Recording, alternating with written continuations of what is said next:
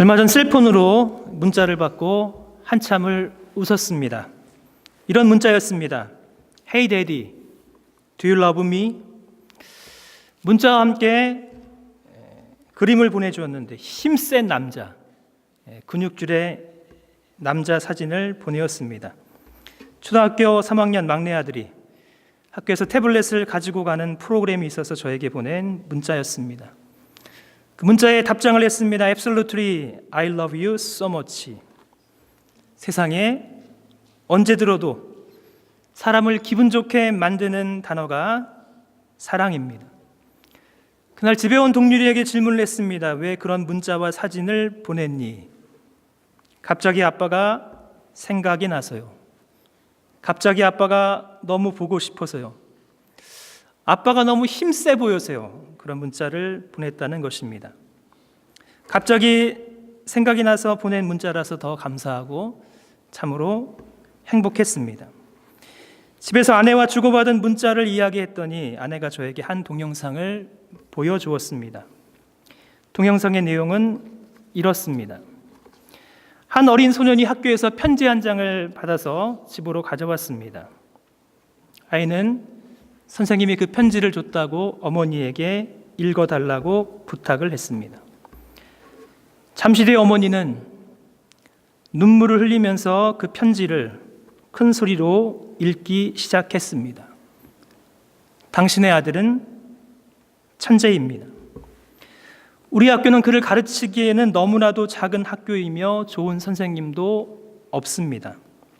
당신이 당신의 아이를 가르쳐 주기를 바랍니다.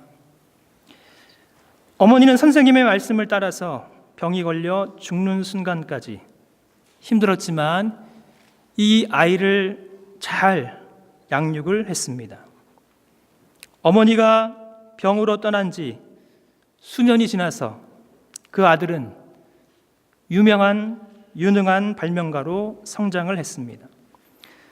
그리고 어느 날 그 아들이 어머니의 유품들을 돌아보고 있었는데 그곳에는 그 옛날 선생님이 어머니에게 보냈던 그 편지가 놓여 있었습니다. 그는 편지를 펼쳐서 다시 읽기 시작했습니다. 당신의 아들은 전응아입니다.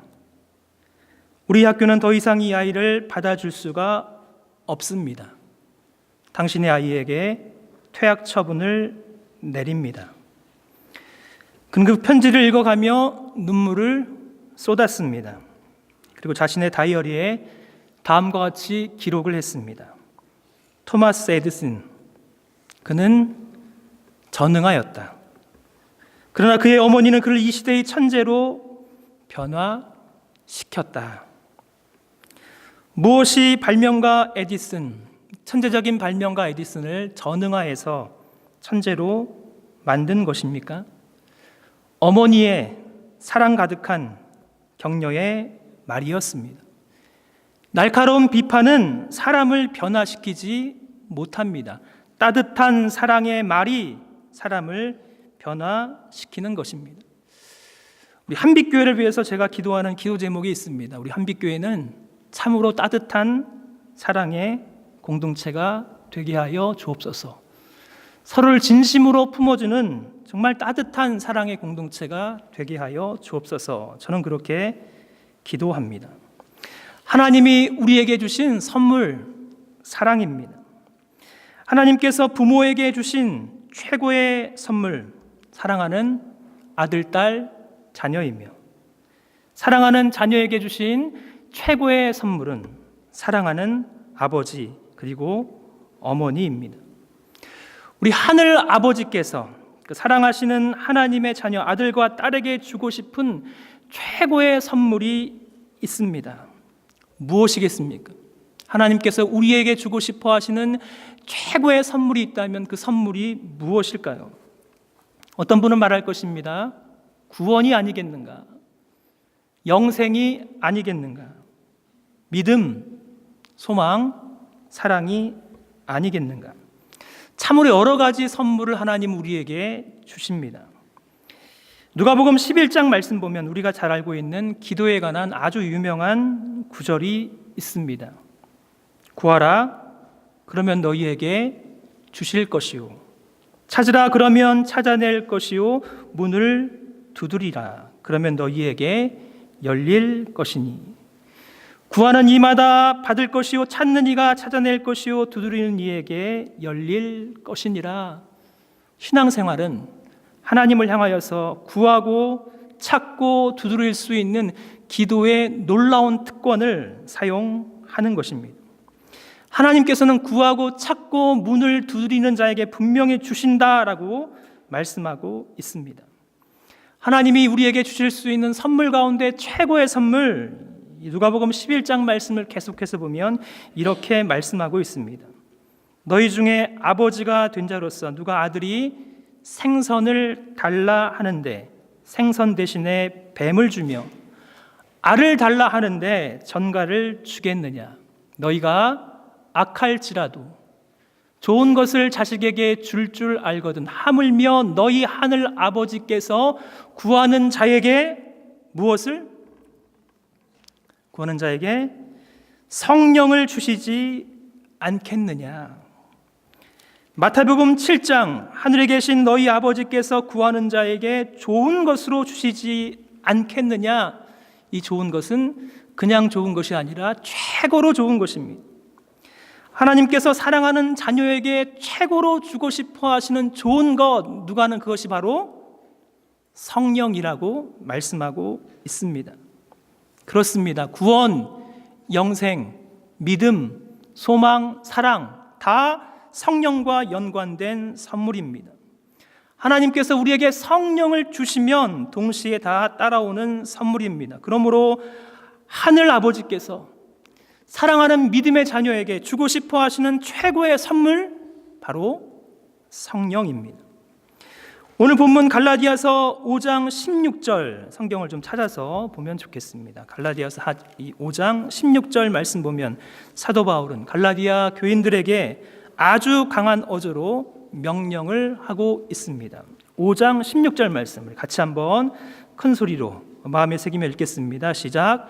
내가 이르노니 너희는 성령을 따라 행하라. 그리하면 육체의 욕심을 이루지 아니하리라. 핵심 권면은 성령을 따라 행하라는 것입니다. 성령을 따라 행하라. 한번 따라하겠습니다. 성령을 따라 행하라. 하나님 나라 복음에 합당한 삶을 살기 위해서 반드시 성령을 따라 행해야 하는 것입니다. 하나님께서 우리에게 성령을 주신 것은 그냥 주신 것이 아니라 그 성령을 따라 살라고 주신 것입니다.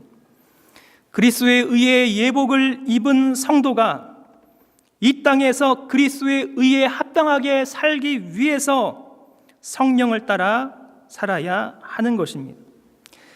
그렇게 하면 어떻게 하는 것이 성령을 따라 행하는 것입니까? 갈라디아서는 모두 6장으로 되어진 짧은 서신입니다.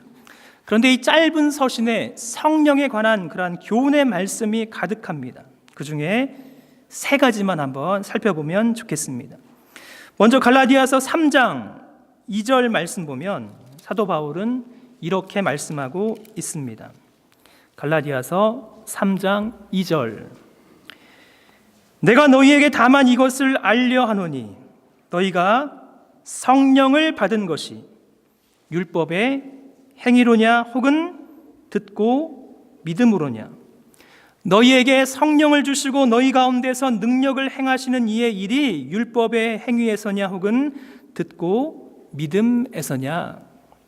3장 14절. 이는 그리스도 예수 안에서 아브라함의 복이 이방인에게 미치게 하고 또 우리로 하여금 믿음으로 말미암아 성령의 약속을 받게 하려 함이라. 갈라디아서 3장 말씀을 보면 아브라함의 진정한 자손, 하나님 나라의 진정한 백성은 할례를 행하고 율법을 지키는 자가 아니라 하나님 나라의 복음의 말씀을 듣고 믿어 성령을 받은 자가 하나님 나라의 진정한 백성이다라고 말씀하고 있습니다. 이방인 갈라디아 교인들이 사도 바울을 통해서 십자가 복음, 하나님 나라의 복음을 듣고 믿어 약속의 성령을 받았습니다. 아브라함의 복은 할례를 행하고 율법을 지키는 자에게 주어지는 것이 아니라 하나님 나라의 복음을 듣고 믿어 성령을 받은 자에게 주어지는 것입니다. 복음을 듣고 믿어 성령을 받은 사람이 진정한 아브라함의 영적인 자손이며 하나님 나라의 백성입니다. 두 번째, 갈라디아서 4장 말씀을 보면 하나님께서 우리에게 성령을 주신 아주 강한 증거가 있습니다. 4장 6절 말씀 이렇게 말씀합니다. 너희가 아들임으로 하나님이 그 아들의 영을 우리 마음 가운데 보내사 아빠 아버지라 부르게 하셨느니라. 우리가 어떻게 하나님을 아버지라고 부를 수 있습니까? 바로 성령을 통하여. 성령은 우리로 하여금 하나님 나라 임금인 하나님을 아빠 아버지라고 부를 수 있게 하십니다. 할례를 받고 율법을 지키는 사람이 아니라 오직 성령을 받은 사람만이 하늘의 하나님을 나의 아버지, 나의 아빠라고 부를 수 있는 것입니다. 교회를 오래 다녀도 하나님을 아버지라고 부를 수 없는 사람은 성령을 받지 못했을 가능성이 큽니다. 반대로 성령이 우리 안에 임한 가장 확실한 증거는 믿음으로 이제는 하나님을 나의 아버지, 나의 아빠라고 부를 수 있는 것입니다. 우리는 그러기에 하나님을 나의 아버지, 나의 아빠라고 부릅니다. 세 번째, 갈라디아서 5장 말씀을 보면 성령은 우리로 하여금 믿음의 길을 걸어가면서 인생 가운데 소망을 품게 하십니다. 갈라디아서 5장 5절 우리가 성령으로 믿음을 따라 의의 소망을 기다리노니. 광야 같은 세상이지만 이 땅의 삶이 전부가 아닙니다. 우리에게는 구원의 최종 완성될 참으로 영광스럽고 복된 소망이 있습니다. 믿음의 소망은 우리가 할례를 받고 율법을 지키는 문제에 달려 있다면 그 소망은 소망이 아니라 절망입니다. 구약 성경을 보면 하라, 하지 말라는 계명이 참으로 많이 나옵니다. 모두 몇 개쯤 있을 것 같습니까, 여러분? 무엇을 하라, 무엇을 하지 말라, 몇 개의 이 계명이 있을 것 같습니까?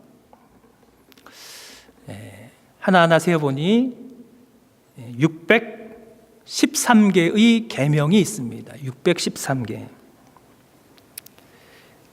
다 알지도 못하는데 어떻게 지킬 수가 있겠습니까? 613개의 계명 가운데 그 중에 10가지 계명, 10가지 계명, 10계명 정도는 순서대로 기억을 하셔야 합니다. 10계명, 여러분 마음의 준비를 하시고 제가 물어볼 테니까 10계명 한번 순서대로 1계명부터 2계명, 3계명, 4계명, 5계명, 6계명, 7계명, 8계명, 9계명, 10계명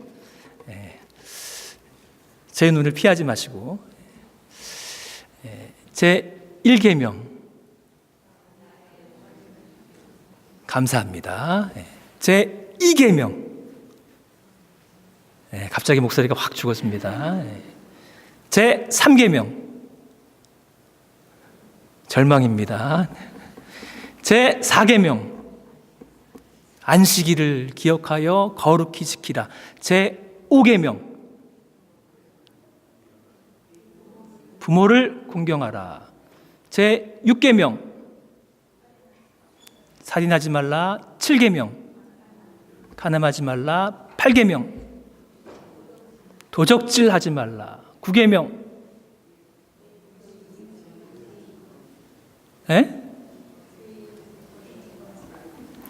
거짓 증거하지 말라. 마지막 10번째 계명 성경 있는 분들 안 되겠습니다. 성경을 열어서 한번 보겠습니다. 성경책 맨 뒤에 보면 십계명이 크게 쓰여져 있습니다. 제가 수요일 날 예배 인도하면서 어느 신학교에서 교수 면접을 시험을 봤는데 이 신학교 부학장님께서 이렇게 교수로 오신 분에게 질문을 했습니다. 십계명을 아십니까? 그랬더니 그 교수 면접 보러 오신 분이 두 가지는 기억하는데 나머지는 잘 모르겠습니다. 두 가지. 술 취하지 말라. 담배 피지 말라. 교수님이 깜짝 놀라가지고 혹시 여러분이 교회에서 사역을 할 기회가 있으면 다른 거 복잡한 거 가르치지 말고 정말 신앙이 아주 베이직한 거 십계명, 주기도문, 사도신경부터 정말 차근차근 가르치라라고 해서 제가 그 말씀을 따라서 수요일 날 사도신경 끝나고 나면 주기도문, 끝나고 나면 십계명을 가르칠 예정입니다. 그럼 여러분 십계명 꼭 기억하셔야 됩니다. 제1계명, 너는 나 외에는 다른 신들을 내게 두지 말라. 10가지 계명이 있는데 제가 한번 강의를 들었는데 그 이후로는 이 십계명의 10가지 계명 제 머릿속에 떠나지 않았습니다. 여러분도 오늘 이 시간에 꼭 기억하면 좋겠는데 저를 한번 따라해 주십시오. 일상이, 안경살, 간도 크다. 누구라고요? 일상이. 뭐가 여러분? 안경살.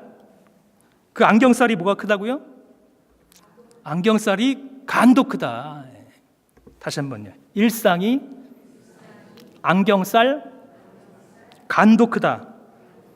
일, 뭡니까?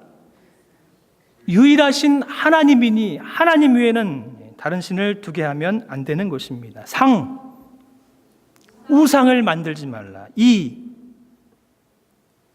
하나님의 이웃이 아니라 하나님의 이름을 망령되이 일컫지 말라. 안, 안식일을 기억하여 거룩히 지키라. 경, 부모를 공경하라. 안경, 살, 살인하지 말라. 간, 간음하지 말라. 도, 도적질하지 말라. 크짓말 하지 말라. 무슨 말 여러분? 크짓말하면 안 됩니다. 다는 사실은 탐입니다. 탐. 뭐 하지 말라? 내 이웃의 집을 탐내지 말라. 자, 10가지 꼭 기억하셔야 됩니다. 다시 한번. 일상이, 안경살, 뭐가 크다고요? 간도 크다. 10가지 계명 가운데 우리를 정말로 절망케 하는 계명이 있습니다. 이 10가지 계명 가운데 정말 우리를 절망케 하는 계명, 우리뿐만 아니라 사도 바울을 절망케 한 계명은 마지막 10번째 계명, 내 이웃의 집을 탐내지 말라. 탐내지 말라는 것은 행동입니까? 아니면 마음입니까? 훔치지 말라가 아니에요, 여러분. 훔치지 말라면 훔치지 않으면 되는데 탐내지 말라는 것은 행동이 아니라 우리의 마음입니다. 마음. 그러면 내 이웃의 집을 탐내지 말라는 계명을 진짜 지킬 수 있겠습니까? 탐내지 말라. 좋은 것을 보면 갖고 싶습니다. 그렇죠? 좋은 텔레비전, 최신 셀폰, 좋은 전자기계 탐이 납니다. 자, 그런데 내 이웃의 집을 탐내지 말라. 정말로 탐내지 말라는 계명을 지킬 수가 없습니다. 그러게 여러분, 이런 계명을 들으면 소망이 아니라 절망하게 되는 것입니다. 그런 우리에게 하나님은 성령을 부어주셔서 소망을 품게 하십니다. 우리는 부족하고 연약하지만 우리 안에 거하시는 성령 하나님으로 말미암아 우리가 믿음으로 하나님을 나의 아바, 아버지라고 부르면서 믿음의 길을, 복된 믿음의 길을 소망 가운데 한 걸음 한 걸음 걸어가게 하시는 것입니다. 이제 사도 바울은 갈라디아 교인들에게 너희가 성령을 받아 하나님을 아바, 아버지라고 부르며 믿음의 길을 걸어간다면 이제는 그 성령을 따라 행해야 된다고 강력하게 권면하고 있습니다. 그렇게 저도 여러분에게 권면합니다. 성령을 따라 행하십시오. 이것이 복음에 합당하게 행복하게 살아갈 수 있는 유일한 방법입니다. 구체적으로 어떻게 하는 것이 성령을 따라 행하는 것입니까? 오늘 본문 말씀 보면 성령을 따라서 행하는 것을 두 가지로 설명합니다. 첫째, 성령을 따라 행하는 것은 우리의 육체의 욕심을 이루지 않는 것입니다. 갈라디아서 5장 16절 17절, 내가 이르노니 너희는 성령을 따라 행하라. 그리하면 육체의 욕심을 이루지 아니하리라. 육체의 소욕은 성령을 거스리고 성령은 육체를 거스리나니 이 둘이 서로 대적함으로 너희가 원하는 것을 하지 못하게 하려 함이니라. 문제는 우리 속에 있는 육체의 소욕은 너무나도 강력해서 우리를 지배하고 우리를 다스립니다. 육체의 소욕을 로마서 8장 5절과 6절에서는 육신의 생각으로 표현하고 있습니다. 육신을 따르는 자는 육신의 일을, 영을 따르는 자는 영의 일을 생각하나니 육신의 생각은 사망이요 영의 생각은 생명과 평안이니라. 사망을 가져오는 육신의 생각이 있습니다. 어디에서 나오는 것일까요? 예수님은 마태복음 15장 18절에서 육신의 악한 생각이 우리의 마음에서 나오신다라고 말씀합니다. 입에서 나오는 것들은 마음에서 나오나니 이것이야말로 사람을 더럽게 하느니라. 마음에서 나오는 것은 악한 생각과 살인과 간음과 음란과 도적질과 거짓 증언과 비방이니 이런 것들이 사람을 더럽게 하는 것이오. 우리의 마음속에서 사람을 더럽게 만드는 악한 생각이 나옵니다. 모두 육신의 생각입니다. 우리 마음에 육신의 생각이 들면 거부할 수 없이 종노릇하게 되어 있습니다. 우리나라 옛말에 담배를 끊은 사람은 사귀지도 말라는 말이 있습니다. 여러분 들어보셨습니까? 담배를 끊은 사람은 사귀지도 말라. 담배를 끊는 것이 중독 증세여서 거의 불가능하다는 것입니다.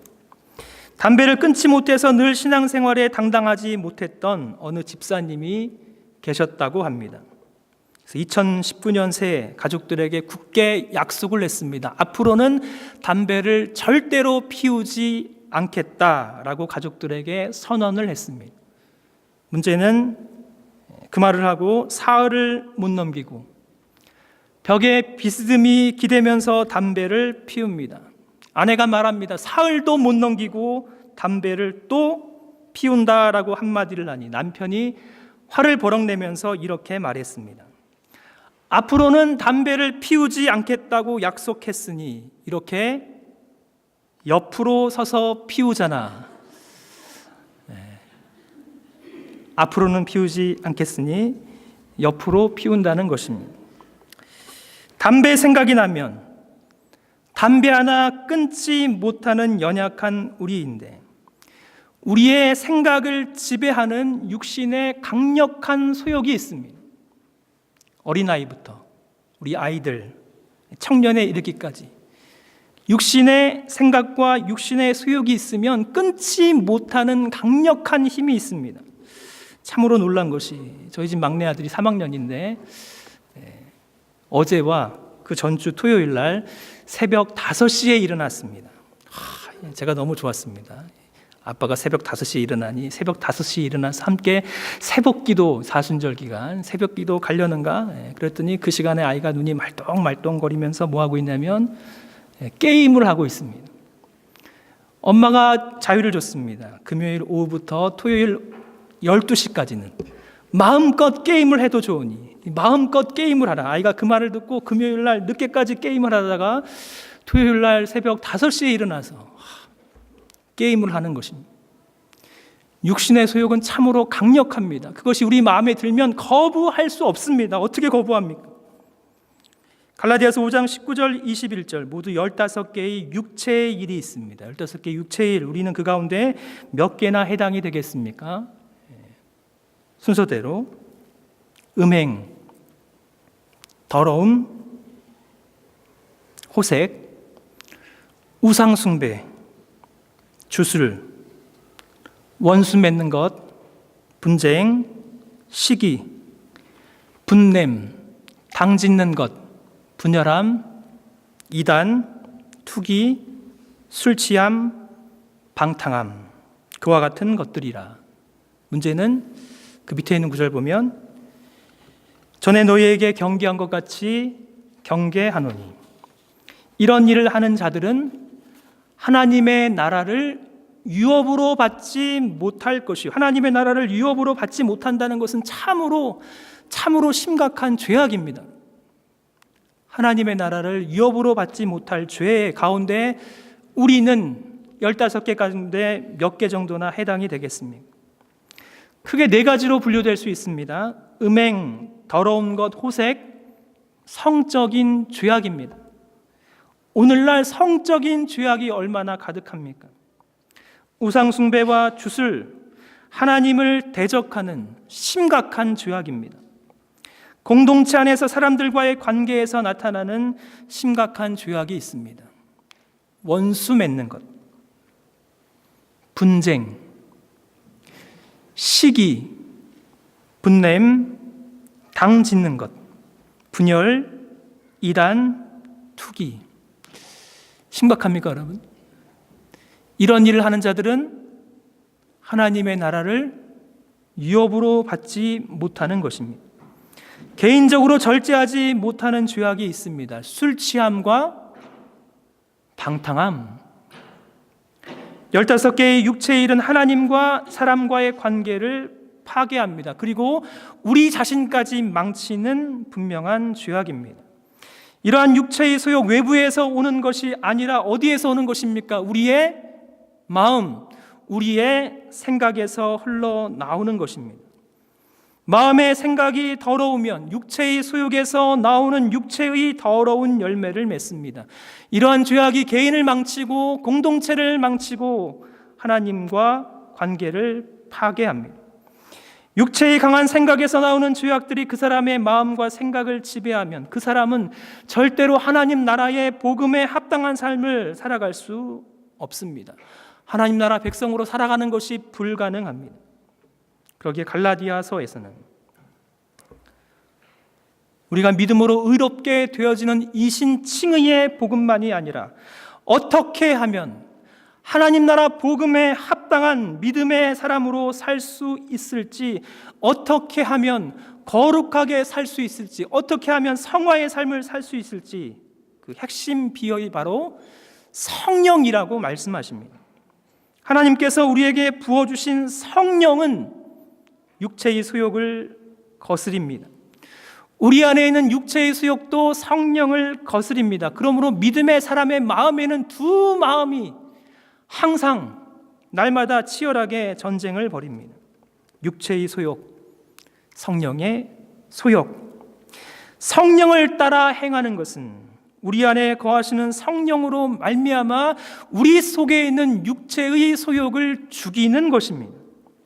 이것이 거룩하게 살 수 있는 유일한 방법입니다. 로마서 8장 12절 13절 육체의 소욕을 죽이는 성화를 이렇게 설명합니다. 그러므로 형제들아 우리가 빚진 자로 돼 육신에게 져서 육신대로 살 것이 아니니라. 너희가 육신대로 살면 반드시 죽을 것이로되 영으로서 몸의 행실을 죽이면 살리니. 영으로서 몸의 행실을 죽이는 것이 성화의 핵심이다라고 말씀합니다. 영어로는 mortification, 죄를 죽이는 것입니다. 그리스도인의 성화의 핵심은 우리 안에 남아있는 죄와 정욕을 죽이는 것입니다. 연약한 우리이지만 육체의 소욕인 죄성이 아직 우리에게 여전히 남아 죄를 짓기도 하지만 우리 안에 남아있는 죄를 죽이고 죄를 이길 수 있는 성령이 우리 안에 거하시기에 그 성령을 통해서 죄를 죽이는 것입니다. 그리스도인에게는 믿는 자를 의롭다 하시는 justification, 칭의의 구원만이 아니라 이제는 두렵고 떨림으로 우리의 죄를 죽이는 mortification, 이 땅에서 죄를 죽임으로 말미암아 점점 더 거룩해지는 성화, 생티피케이션의 구원을 이룰 수 있는 능력을 하나님께서는 성령을 통해서 우리에게 이루게 하십니다. 그러므로 성령이 우리 성화의 핵심입니다. 둘째, 성령을 따라 행하는 자는 이제는 육체의 소욕이 아니라, 육체의 일이 아니라 성령의 열매를 맺습니다. 갈라디아서 5장 22절, 23절 성령의 9가지 열매. 우리 같이 한번 하나씩 마음에 새깁니다. 오직 성령의 열매는 첫째는 사랑, 희락, 화평, 오래 참음, 자비, 양선, 충성, 온유, 절제, 이와 같은 것을 금지할 법이 없느니라. 우리 9가지 꼭 기억합시다. 첫째는 사랑, 둘째는 희락, 셋째는 화평, 넷째는 오래 참음, 그 다음에는 자비, 그 다음에는 양선, 그 다음에는 충성, 다음에는 온유, 다음에는 절제. 이 같은 것은 금지할 법이 없게 이와 같은 것은 마음껏 얼마든지 하셔도 좋습니다. 9가지 성령의 열매는 육체의 일과 대조되는 열매들이 아니라 열매 단수입니다. 성령으로 우리 안에 맺혀지는 우리 예수님의 성품입니다. 우리 안에 계신 성령을 따라 행하면 성령의 열매가 자연스럽게 맺혀지는 것입니다. 9가지 성령의 열매, 하나님과의 관계에서, 다른 사람과의 관계에서, 그리고 우리 자신과의 관계와 연관된 부분입니다. 우리는 하나님과의 관계에서 3가지 열매, 사랑과 희락과 화평의 열매를 맺습니다. 그러면 다른 사람과의 관계에서 오래 참아주고 자비하고 양선, 선하게 대해줄 수 있습니다. 그리고 자기 자신과의 관계에서 충성하게 되고 온유하게 되고 절제하게 됩니다. 먼저 우리는 하나님과의 관계에서 성령은 하나님을 향하는 우리의 삶 가운데 3가지 열매, 사랑과 희락과 화평의 열매를 맺게 하십니다. 우리 안에 계신 성령은 우리 마음에 하나님의 충만한 사랑과 하나님의 충만한 희락, 기쁨과 하나님의 충만한 화평, 평강을 우리 마음에 심어 놓습니다. 로마서 5장 5절, 소망이 부끄럽게 하지 아니함은 우리에게 주신 성령으로 말미암아 하나님의 사랑이 우리 마음 가운데 부은 바 됨이니, 우리가 아직 죄인 되었을 때 그리스도께서 우리를 위하여 죽으심으로 하나님께서 우리에게 대한 자기의 사랑을 확증하셨느니라. 하나님을 사랑하지 못하던 자가 성령으로 하나님을 사랑합니다 라고 고백합니다. 그러게 그 사랑의 하나님을 생각하면 우리 마음 가운데 희락, 마음의 기쁨이 생겨납니다. 하나님과 과거에 원수된 자가 이제는 하나님과 화평한 자가 되어서 하나님을 나의 아바, 아버지라고 부를 수 있습니다. 모두 성령께서 하게 하시는 일입니다. 하나님의 사랑과 희락과 화평이 우리 마음에 심겨지면 이제는 다른 사람들을 향하여서도 사랑과 희락과 화평의 열매가 맺어집니다. 우리 안에 역사하시는 성령의 열매로 그러게 이제는 다른 사람들과의 관계가 변해집니다. 연약하고 부족한 사람들에 대해서 비로소 오래 참아줄 수 있고 자비할 수 있고 지극히 선하게 양선하게 대할 수 있습니다. 공동체 내에서 우리가 오래 참아주고 자비하고 지극히 선하게 대하는데 어떻게 원수가 생기고 어떻게 분쟁하고 어떻게 시기하고 어떻게 분내고 당짓고 분열하고 투기합니까? 믿음의 공동체에서 지극히 작은 자 한 사람에게 대하는 태도를 보면 그 사람이 하나님을 진정 어떻게 사랑하고 섬기는지 알 수가 있습니다. 나에게 주고 받고의 관계가 아니라 아무것도 줄 수 없는 믿음의 연약한 형제 자매가 줄일 때 먹을 것을 주고 목마를 때는 마시게 하고 나그네 되었을 때에는 영접하고, 헐 벗었을 때에는 입혀주고, 병들었을 때에는 찾아가고, 옥에 갇혔을 때는 돌아보는 것이 오래 참음, 자비, 지극히 선한 양선의 열매를 맺는 성령의 사람입니다. 그러한 사람은 이제 자기 자신을 향하여서 충성, 온유, 절제의 열매를 맺습니다. 충성의 사람, 맡은 일이라면 적은 일이라도 자신의 안위를 생각하지 아니하고 꾀부리지 아니하며 적은 일에도 참으로 열심으로 행합니다. 그는 교만하지 않고 온유합니다. 그는 겸손하고 온유합니다. 사랑하는 여러분, 겸손하고 온유한 사람, 사람들이 그 사람 피해 다니지 않습니다. 온유한 사람, 만나고 싶고 가까이 하고 싶고 대화하고 싶고 식사하고 싶고 용서하고 싶고 섬겨주고 싶습니다. 온유한 사람이라면 주변에 하나님이 보내주시는 수많은 사람들을 만날 수 있습니다. 그러기에 여러분, 온유의 사람이 되어야 합니다. 절제의 열매, 자신의 삶을 점검하고 조절할 줄 아는 열매입니다. 자신이 하고 싶은 것 다 하며 사는 방종의 자유가 아니라, 방탕의 자유가 아니라 정말로 중요한 가치를 위해서 기꺼이 참아내는 내적인 열매가 절제의 열매입니다. 말씀을 맺으며 질문 하나 하고 싶습니다. 그렇다면 언제까지 육체의 소욕이 아니라 성령의 열매를 따라 행해야 하겠습니까? 얼마 전 99세로 하나님의 부르심을 받은 고 빌리 그레함 목사님의 기념 도서관이 노스캐롤라이나 샬롯에 있습니다. 거기에는 목사님의 묘지와 함께 루스 그레함 사모님의 묘지가 있습니다. 그림의 가운데 아래에 있는 사모님이 루스 그레함 사모님입니다. 목사님의 묘비에는 Preacher of the Gospel of the Lord Jesus Christ 이렇게 쓰여 있고 요한복음 14장 6절 말씀이 기록되어 있습니다. 예수께서 이르시되 내가 곧 길이요 진리요 생명이니 나로 말미암지 않고는 아버지께로 올 자가 없느니라. 루스 그레함 사모님의 묘비를 보면 한문으로 의라는 단어가 기록되어 있습니다. 사모님이 제일 좋아하는 단어였습니다. 의라는 단어는 참 의미가 있습니다. 의. 위에 있는 글자는 양자이며 아래에 있는 글자는 아라는 뜻입니다. 중국 선교사 자녀로 태어난 사모님은 어린 양 예수 그리스도께서 오직 나의 의가 되어주십니다. 하나님 나라의 복음입니다. 첫 단어를 그렇게 사랑하셨습니다. 그리고 묘지 밑에는 이렇게 쓰여 있습니다. The end of construction. Thank you for your patience. 이제 공사가 끝났습니다. 지금까지 참아주셔서 감사합니다.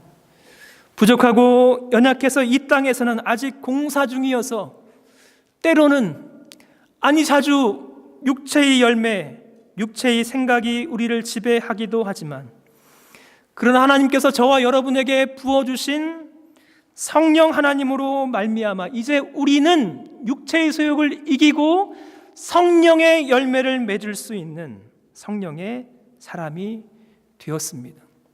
부족하지만 하나님이 저와 여러분을 부르시는 그날까지, 이제 공사가 끝났습니다 하는 그날까지 성령의 열매를 맺는 성령 충만한 삶을 살 수 있는 저와 여러분 되시기를 주님의 이름으로 축복합니다.